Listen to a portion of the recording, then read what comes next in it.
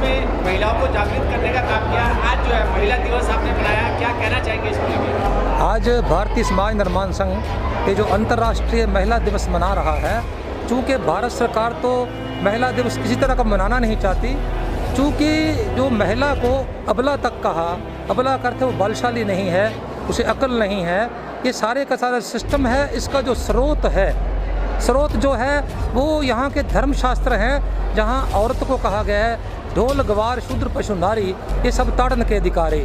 चूँकि जब व्यवस्था जो है, सिस्टम जो है, इनको ये गाली दे रहा है कि इनकी ताड़ना करनी चाहिए, इनको पीटना चाहिए, तो पूरे भारत के अंदर आज तक महिलाओं को किसी भी फील्ड के अंदर, किसी भी क्षेत्र में मौका नहीं दिया। कि भारत के इतिहास के अंदर पहली बार ज्योतिराव फूले और सावित्रीबाई फूले इसकी शुरुआत करते हैं। तो इसी आंदोलन को महिलाओं को हक हकूक मिले, अधिकार मिले, इसका जो कहता है कि इसको आगे सबसे बढ़ाया बाबा साहब अम्बेडकर ने। जब वो पार्लियामेंट के अंदर नेहरू जी ने बोला कि हिंदू कोड बिल आपने तैयार किया है, तो चिंता मत करिए, जब ये पार्लियामेंट में पेश होगा औरतों को हक हकूक मिलने वाले हैं।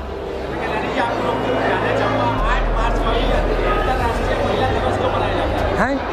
अच्छा, ऐसा ही बात है। आपने बहुत अच्छा प्रश्न किया कि 8 मार्च को महिला दिवस क्यों मनाया जाता है। क्योंकि संसार की एक ऐसी नारी जिसका नाम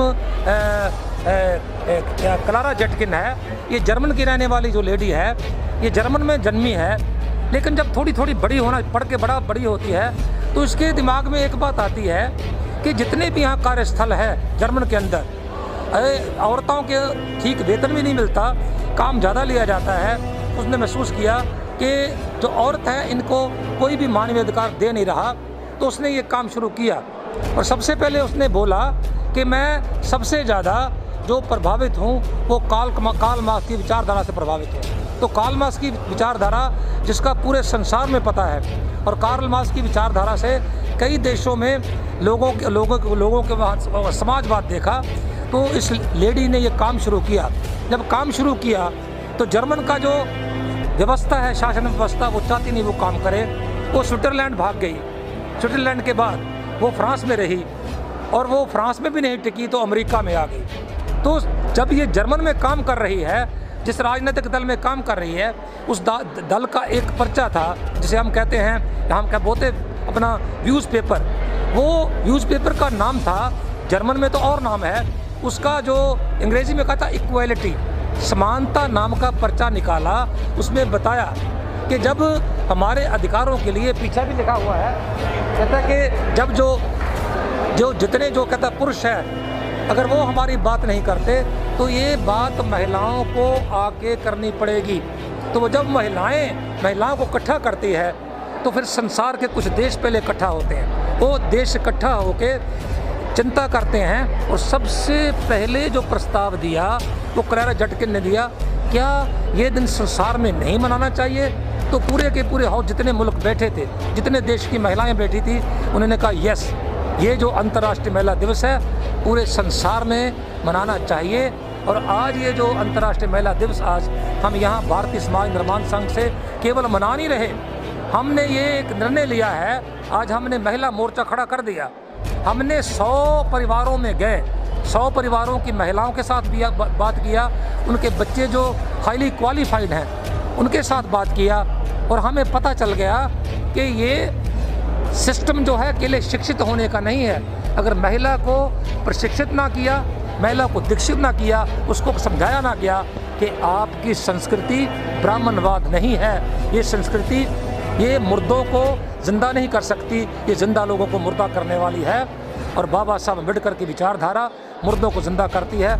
और मैं देखता हूँ कि महिलाओं के अंदर परिवर्तन आ रहा है। और आज विशेष बात है, इस पंडाल के अंदर 70% महिलाएं बैठी ही नहीं थी, उन्होंने बड़े ध्यान से सुना। और जब हमने शुरुआत किया तो महिलाएं एकदम उत्सुक हो गई, हम भी बोलेंगे। तो आप देख रहे हैं लड़कियां बोली है, 8-10 लड़कियां बोली हैं। हम सोच रहे थे ये महिला का कार्यक्रम कैसे चलेगा, पर पता चला कि हम महिलाओं के बीच में जा रहे हैं। अगर जाएंगे तो भारत की जो आधी जनसंख्या है, ये उनका आंदोलन हर हालत में बनने वाला है। जिस तरीके से देखा गया है, भारतीय समाज निर्माण संघ जो है, इस समाज के उत्थान के लिए कार्य कर रहा है। जो महिला दिवस मना के ये भी साबित कर दिया कि महिला को आगे बढ़ाने का काम है। तो क्या आप इस ब्राह्मणवाद से, इस मनवाद से, इस पूंजीवाद से इस देश की महिलाओं को मुक्त करा पाएंगे? ऐसा है कि जो हताश, ये प्रश्न आपका बहुत बढ़िया हो पाएगा। चक्कर है कि जब बाबा साहब अम्बेडकर बोला करते थे अपनी बस्तियों में, कौन सी बस्ती में, महारों की टूटी फूटी बस्ती, जाओ अपने घर की दीवारों पे लिख लो कि आपने शासनकर्ता जमात बनना है। तो बाबा साहब को लोग कहने लगे, कौन से लोग थे बेचारे जिनके पास, कहता बाबा साहब हमारे पास कोई घर ही नहीं है, आप बोल रहे हो कि जाओ अपनी, कहता मैं कह रहा हूँ अपनी इन दीवारों पे लिख लो कि आपने शासनकर्ता जमात बनना है। सपना लगता था, ये बाबा साहब ने सपना संविधान लिख के स्वीकार किया।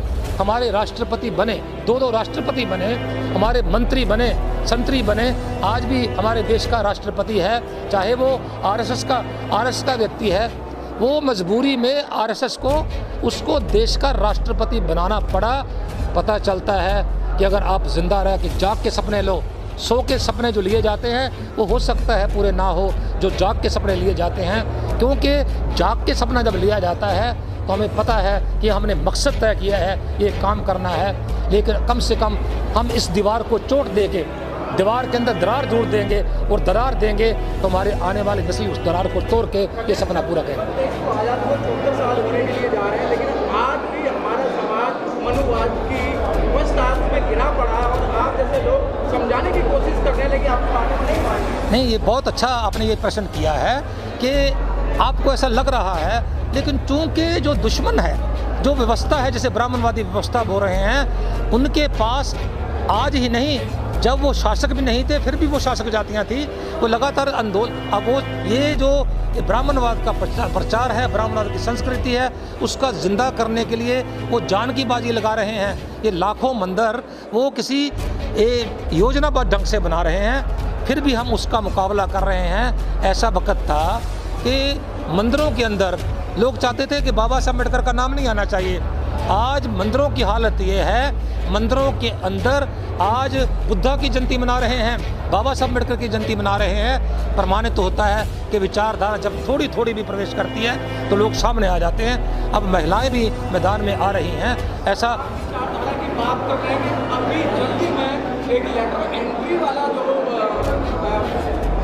सिलसिला लेके आए हैं, इससे अपने समाज को बहुत बड़ा नुकसान है कि जो यूपीएससी एसएससी द्वारा जो अफसर बना करते थे, अब डायरेक्टली अफसर बना रहे हैं। अच्छा चक्कर ये है जो आपने ये प्रश्न किया, अरे भैया मतलब इस पर सोचने का भी ज़रूरत नहीं है। अगर हमारे पढ़े लिखे लोगों को सोचना होगा कि आरएसएस जो है, जो बीजेपी है, अरे उनका एजेंडा है, वो खुल के बोलते हैं कि हम यहाँ हिंदू राष्ट्र बनाना चाहते हैं। कभी आपने सुना कि मोदी ने कभी गोलवलकर की प्रशंसा की हो?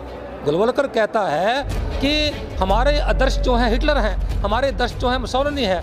वो क्या कह रहे हैं? वो कहते हैं कि जो पटेल हैं, सरदार पटेल हमारे गुरु हैं, वो कभी उनको को मैदान में आके बोलो, प्रशंसा करो जरा गोलवलकर की, हेडगवार की, तो पता चलेगा। वो उनके बारे में कुछ नहीं बोलते, पर जानते हैं हम हेडगवार का एजेंडा, हम गोलवलकर का एजेंडा लाएंगे, हिंदू राष्ट्र लाएंगे। हिंदू राष्ट्र में बाबा साहब ने कहा था इस देश के अंदर हिंदू राज नहीं आना चाहिए। अगर हिंदू राज आता है तो ये हमारे लिए आत्मघाती काम होगा, इसका हमें ध्यान देना होगा। आज जो हमारे यहाँ शासन प्रशासन है वो आज डंके की चोट पे सामने हमारे ऊपर चोट कर रहा है। सारे के सारे जो हमारे विभाग हैं, जितने इंस्टीट्यूशन है, यहाँ तक कि सुप्रीम कोर्ट के जज जो आप देख रहे हैं कि सुप्रीम कोर्ट का जस्टिस, आज जो राज्यसभा के मेंबर हैं, मुख्य न्यायाधीश, क्या कह रहे हैं? कहते हैं कि मैं रिटायर होने से पहले बाबरी मस्जिद का केस डिसाइड करके जाऊंगा। आप अंदाज कर सकते हो कि लोग सोचते हैं कि हमें न्याय नहीं मिला अपना विधायिका से, हमें न्याय नहीं मिला कार्यपालिका से। चलो न्यायपालिका में कुछ मिलेगा, लेकिन न्यायपालिका क्या कर रही हैं? वो डंके की चोट पे वो डरते नहीं है जज, वो कह रहे हैं कि हम ब्राह्मणी शासन ही यहाँ लाएंगे। इस पर हमें पढ़े लिखे बुद्धिजीवियों को सोचना होगा कि ये अगर हिंदू राष्ट्र का निर्माण होता है तो ये हमारे बहुत अच्छी बात नहीं है। अमेरिका की एक संस्था है, हाँ जी, ऐसी बात नहीं है। ये नहीं हम कह सकते लोकतंत्र नहीं बचा। उनका प्रयास है कि हम लोकतंत्र को ख़त्म करें, लेकिन वो जानते हैं कि लोकतंत्र को ख़त्म करना इतना आसान नहीं है। उनका प्रयास बिल्कुल दुरुस्त है, वो कर रहे हैं प्रयास, लेकिन याद रखिए लोग चाहे कम हैं, याद रखिए कभी आंदोलन भीड़ नहीं करती, आंदोलन मतलब जो बुद्धिजीवी लोग कराते हैं। अकेले बाबा साहब अम्बेडकर आंदोलन कर रहे हैं, अकेले काशीराम जो हैं वो जब अपना यहाँ आते हैं तो एकदम वो एक स्टेट के अंदर राजसत्ता ले लेते हैं। इसका अर्थ है कि बुद्धिजीवी लोग ही ऐसा काम कर सकते हैं, जिनकी बुद्धि जिंदा होती है। लोकतंत्र याद रखिए वो समाप्त करने का डट के प्रयास कर रहे हैं, लेकिन लोकतंत्र ये हम जो विचारधारा वाले लोग हैं इस लोकतंत्र को ख़त्म नहीं होने देंगे।